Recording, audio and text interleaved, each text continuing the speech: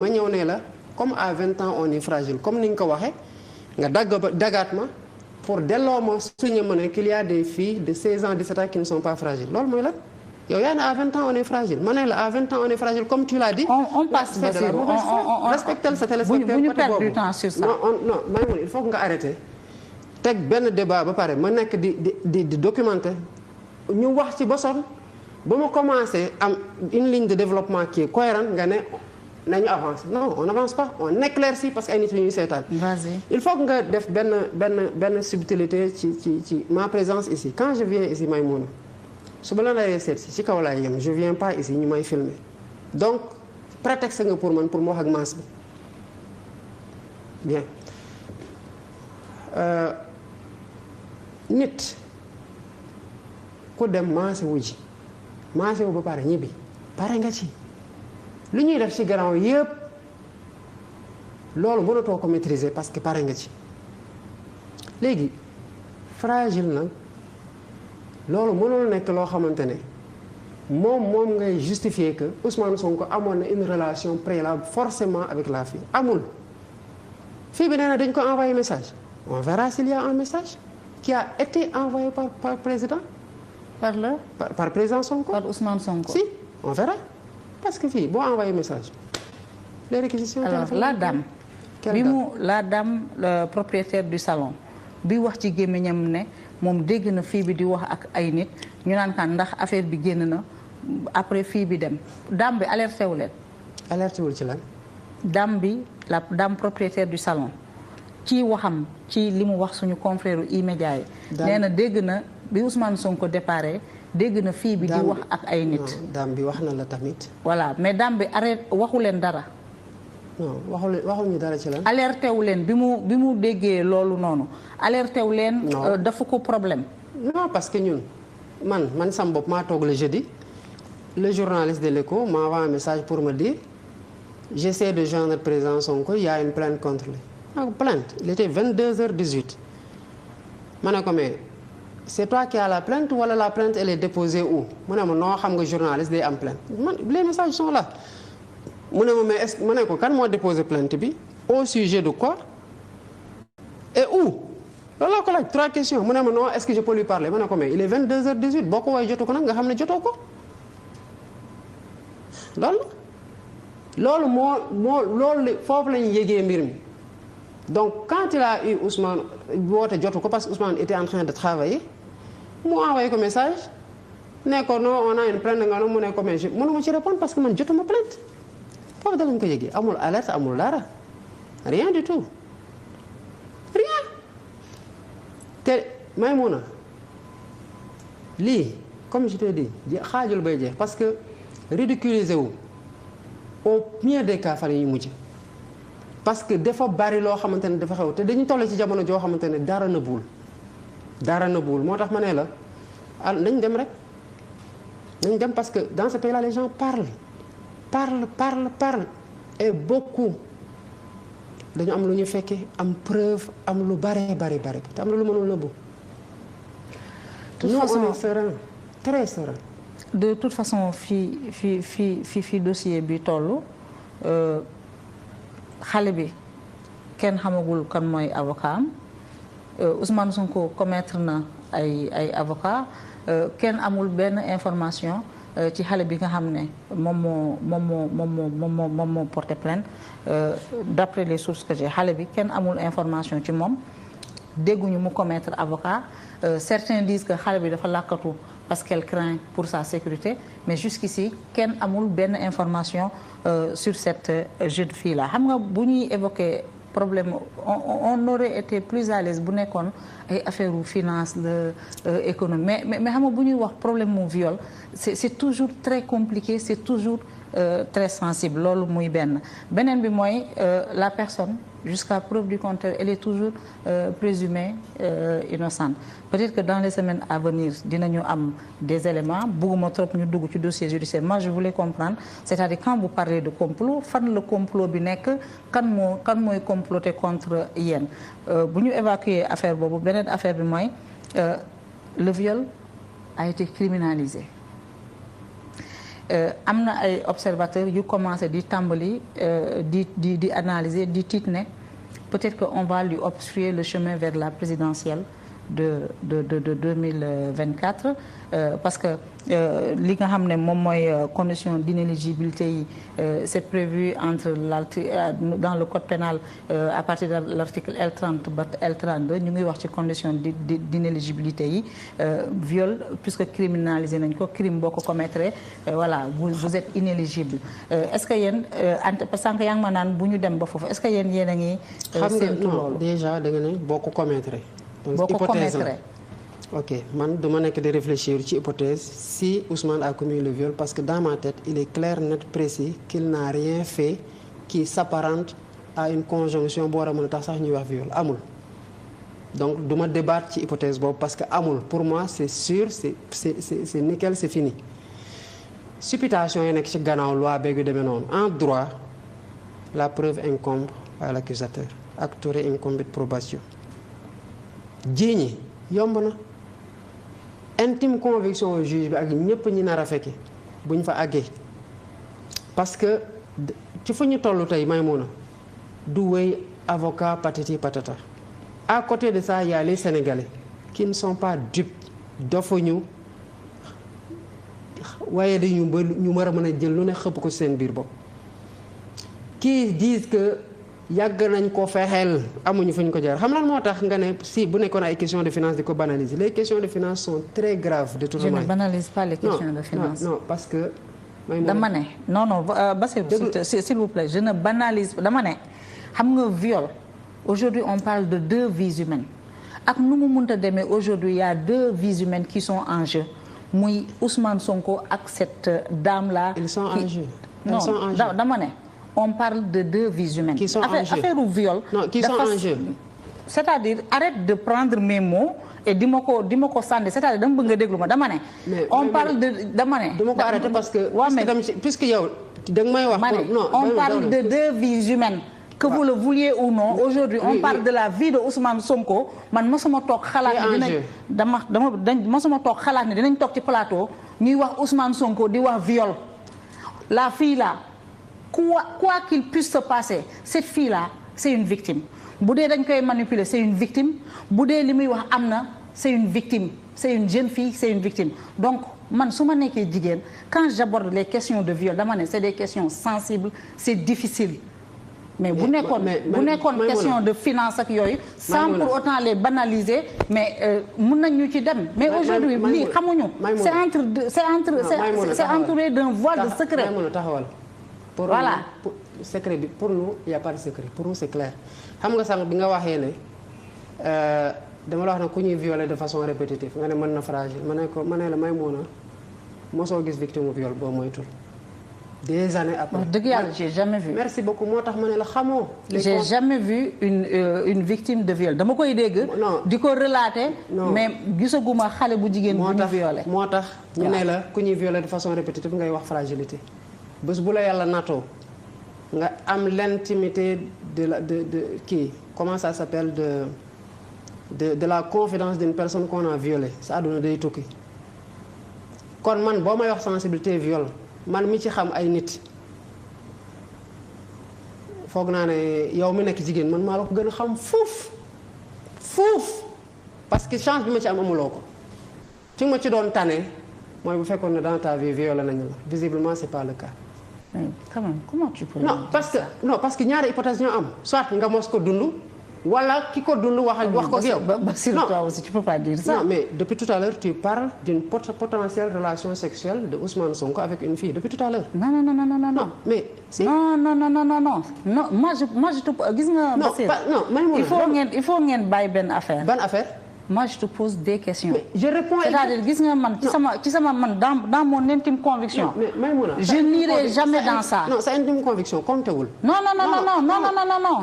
je n'irai jamais dans ça. Dans quoi? Man xawma ci dara. Mais justement. Moi je te pose des questions. Mais je réponds. Je te demande si Ousmane Sonko avait une relation avec la fille ndax xam na ko. Maïmouna yow yaa fi waxu victime viol. Ça c'est factuel ma ne la est-ce que mos nga ci wax ak kenn nga ne ma non. non Bassirou nañ génn ci dossier boobu. parce que nañ génn ci loolu. nañu parce que yow yaay posé question yi. voilà dugaatal fu la nekk. non nañu génn ci loolu c'est-à-dire. je veux qu'on se comprenne bien man. mais on se comprend parfaitement. je n'affirme rien du tout. mais waxuma la da lii nii xaw ma ci dara. moi je vous pose des questions j'essaye de comprendre. vous dites qu'il y a un complot. je veux que vous m'expliquiez complot bi lan la. voilà est-ce que man je réponds à tes questions depuis bi ma fi nekkee ba léegi wala répondre ma ci. vous répondez à mes questions mais vous déplacez le débat. non moi je dis juste que une fille moi je dis juste que quand on parle de viol. c'est sensible. mais Maïmouna yow xoolal moo la lay wax c'est que yow. viol c'est sensible. Maïmouna déggoon ma la bi nga waxee ne c'est sensible ma delloowaat la ci gannaaw lu ñu doon wax ma ne la man maa la gën a xam sensibilité viol yëpp li ngay nekk jigéen yëpp xam nga ne en tant que jigéen loolu nga wax en tant que jigéen su ma ciy wax ma ne la man maa la gën a xam ravage psychologique viol parce que dama ci am ay victimes du benn du ñaar maa la ko gën a xam man dama am benn bon boo xamante ne dañ ko violé dañ ko yónni ay nit téye loxoom defloo ko ay affaire am fu ñu ko yóbbu ñu porter plainte ba dara amul man xam naa. ñu porter plainte. mujjul fenn xam naa ce qu'elle a vécu Maïmouna dama yàlla baal sax parce que dugg naa ci vie privée nit ci télé. donc man su ma la dee wax nga may wax sensibilité viol ci dégg-dégg kese li nga ci doon jigéen yëpp li ma ci xam-xamoo ko ci donc lan zam. c'est quoi la suite. mais la suite c'est que les Sénégalais yu ñu gis ak lu ñu wane tey ne sont pas prêts à ce que le complot fonctionne te ñiy xeex mu jaral leen seen bakkan ñi nga xamante ne dañuy xeex pour nooflaayu bakkan mënuñu leen gagner. Ousmane Sonko dafa tudd Macky Sall Antoine Diome mais yow dafa mel ni da nga ci ànd ak précaution. ban précaution yaa ci àndal. ban preuve ngeen am ne moom ban preuve la am ne Macky Sall. parce que ñi doon alerte yëpp dañu doon wax ne c'est ourdi depuis le palais message bi ma ci yore nii ki ma ko envoyé boo ko liiroon. et vous y croyez. mais am na nga ne vous y croyez mais c'est quoi ça ñun ñu ko doon wax depuis loolu am na. parce que wax nañ leen ne c'est ourdi depuis le palais ngeen gën ko. mais naka lañ mën a waxee nit ci salon de massage bi ngay dem ay personnalité ñëw di la ko wax ay nit ñu introduit ci biir palais di la ko wax ba mu demee noonu. ngay doog a wax ne vous y croyez c'est flagrant jant gu defan kay amul ndax est-ce que gëm nga ne jant bi feeñ na wala déet. donc le ministre de l'Intérieur aussi est concerné.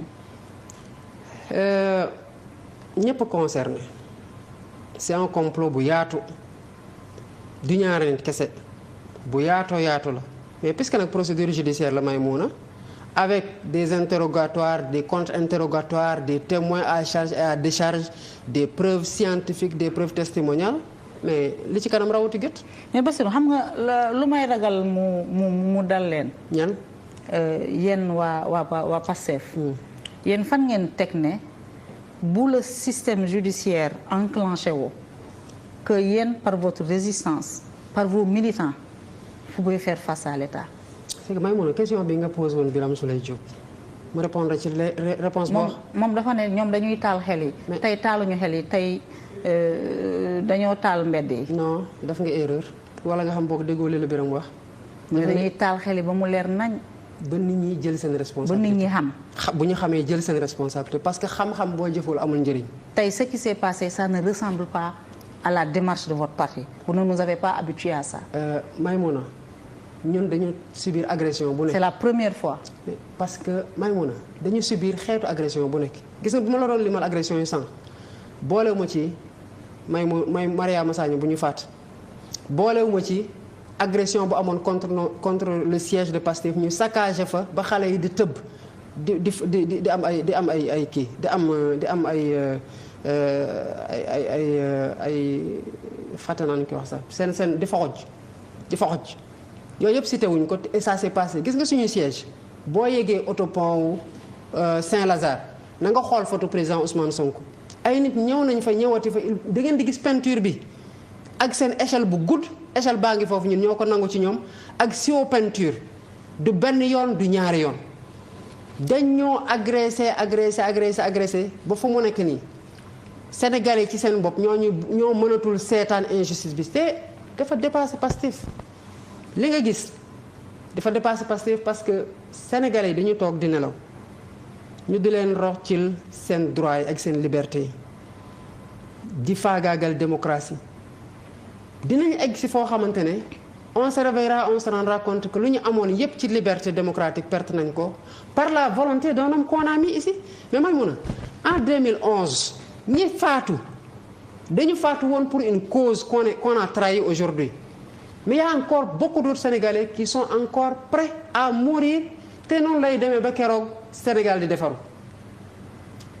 amul situation boo xam te ne nit ñi dañu war a jàpp ne que c'est le moment d'abdiquer et de laisser ce pays-là à l'abandon entre les mains de vieillards grabataires et d'apprentis despotes yoo xamante ne dañuy fooy liberté. Vous pensez que seen situation ci dossier bi mën na aujourd'hui mobiliser les Sénégalais parce que j'entends beaucoup de gens dire malgré ces explications lan la doon wut ci salon ba sànq nga ne alerté nañ leen ngeen continuer dem ci salon ba. Vous pensez qu'aujourd'hui yéen mën ngeen mobiliser l'opinion après situation bi ngeen nekk ni xaw ma Maïmouna parce que yow li am tey ñan ñoo ko def l'opinion. C'est quoi l'opinion? C'est qui? C'est des jeunes qui se réclament de Ousmane Sonko. C'est des jeunes aujourd'hui qui étaient prêts à donner leur vie. D'accord léegi pour Ousmane Sonko. C'est pas les Sénégalais. ay lan lañ ay Gabonais lañ ñooñu. déedéet c'est des Sénégalais. La nuance est importante c'est pas les Sénégalais. jërëjëf. voilà léegi nag kon am na fi cause boo xamante ne mën na mobiliser les Sénégalais parce que su ma la déggee ni ak seen nuance français yi mooy les Sénégalais mooy Sénégalais yëpp. les Sénégalais ce sont les 16 millions. de Sénégalais ce sont des Sénégalais tey ñoom ñoo dem présenter wu au domicile de Ousmane Sonko pour protester. Maïmouna sachant que mobiliser les Sénégalais mooy 16 millions de Sénégalais yi kon boo ma dee laaj ndax ñun ci suñu bopp mën nañ mobiliser les 16 millions de Sénégalais yabaate la parce que sama yaay mi nekk fële ci kër ga feebar buñ ko mënuñu ko mobiliser mu génn ci mbir mi day xeex te ci 16 millions Sénégalais yooyu la bokk te bari naa ci ay morom yoo xam te ne seen waajur duñu génn di xeex kilifa diine yi nekk ci seen kii yore seen course dañuy ñaanal mu am seen métit ñooñu duñu génn ci biti di xeex te 16 millions de Sénégalais yi lañ bokk. kon boobu bi nga xamee ne la nuance est importante et que les 16 millions de Sénégalais mooy Sénégalais yépp kenn bañ a des boo ma ko dee laaj yabaate weesuwu ko léegi nag boo nangoo ne. mais yabaate mooy nga ne nit. ndax seen cause mën na mobiliser les Sénégalais définiral ko les Sénégalais c'est tous les Sénégalais y compris même Macky Sall ak waa APR. mais Bassirou. Macky Sall kii laisse-moi bàyyil ma pare. Vas-y. yow yaa ne les Sénégalais c'est les 16 millions de Sénégalais waa APR ci lañ bokk. bu fekkee ne les Sénégalais yi nga ma posé question mooy tous les Sénégalais sans exception ndax ñun mën nañu leen mobiliser. yow yaa ma gën a xam ne mënuñu mobiliser waa APR pour ñu xeex ak Macky Sall mënuñu mobiliser Macky Sall pour mu xeex ak boppam kon su ma taxawee sa plateau fi ñu jàkkaarloog Sénégalais nga mel ndax mën ngeen mobiliser les 16 millions de Sénégalais pour seen cause je dis yabaate la. deuxième chose mooy bu fekkee ne nag ñi nga gis tey c'est pas les Sénégalais parce que dans ton entendement et ta nuance les Sénégalais c'est les 16 millions mais c'est des Sénégalais ces Sénégalais là pour ñu. c'est des Sénégalais là entre guillemets pour nous ñi fa nekkoon prêts à donner leur vie ñun xamuñu ni ñu toll te xamuñu ñan ñoo leen nar a rejoindre ëllëg donc ñun lu ñu war mooy ay leader lañ on donne la posture de combat boo xamante ni ci lañ nekk te nag lépp loo xamante ni ñun mos nañ ko def Maïmouna dañ ci jiitu bu dee vape dañuy dem béy ji bu dee joxe deret dañuy dem joxe ji deret bu heure faatu jotee tamit ñun ñoo cay njëkk a faatu après les Sénégalais ñun xam lu ñu war def lu ñu war comme mouvement Yacine Fall lu mu tudd def lu la war ñeneen ñi li leen war est-ce que dañ ko def wala duñ ko def loolu ñoom la ndax ñun jóguñu rek nekk ci engagement politique am na ñu ci jiitu doon xeex xale ay yoon ñi nekk ci clandestinité am ñu rajee Blondin Diop buñ koy rey judooguma peut-être mais ñooñu xalal yoon wi tey ba ma heure bi ma toog fii di wax sama droit fokk mu am ñoo xam ne dañu gën a leeral yoon wi bu fekkee ne am nañ ngor ci posture boobu lañ nekk Maïmouna est-ce que ban issue lay xamuma mais man am naa yaakaar ne ñi ma gis ak détermination bu ñu am dinañ xeex bi foofu mu mën a yem parce que ils savent que c'est pas Pastef c'est pas Ousmane Sonko c'est la démocratie sénégalaise qui est en jeu. Alors je t'invite à un minimum d'élégance un minimum d'élégance. oui un minimum d'élégance. Maïmouna. xam nga lu tax xaaral rek ma wax la xam nga lu tax xam nga on est en échange. waaw moi je cherche à comprendre je pense que nit mosul toog ci plateau bi di ma naan yabaate la. c'est-à-dire moi je te pose des questions c'est-à-dire lu mu métti Bassirou apprenez à répondre aux questions li ma lay laaj neexul de. xam naa ko xam naa ne li ma lay laaj neexul ni ma la koy laajee neexul. non Maïmouna. mais je suis dans mon rôle je pense que. ay toog naan yabaate la man je suis une personne bien éduquée du ma ko yabaate non dama bëgg rek loolu dama bëgg ñu éviter parce que ñëw nga fi une première fois tu as utilisé un mot man su ma la dalalee. damay tolérante xam nga lu tax ma personne n'est pas importante mais je pense qu'à un moment donné aussi il faut qu'on arrête ça. voilà xam nga lan moo la dal. voilà il faut arrêter ça. c'est-à-dire man su ma la dalaree. li ngay teg ci sama kaw sama yoon nekk c'est l'essentiel que man ma jot sama objectif. mais aussi je pense que il faut un minimum d'élégance mooy man mënuma la dalal nekk une dame ma toog nga naan man da nga yabaate. Maïmouna. Non mais il faut qu'on se dise les vérités Bassirou je pense que ça devient une habitude je pense que on peut échanger sans pour autant nga naan man ay da nga ay yabaate la quand je dis les 16 millions de Sénégalais gis nga en 2012 les Sénégalais se sont mobilisés ma ne dama bëgg nga déglu ma en 2012 les Sénégalais se sont mobilisés les médias bu ñuy wax dañ naan les Sénégalais moi quand je dis des Sénégalais ce sont des gens qui sont vos militants qui sont allés au domicile de Ousmane Sonko. Maïmouna xam nga sa problème lan la. sama problème lan la. merci beaucoup mënuloo encaisser une once amul loo mën a encaisser.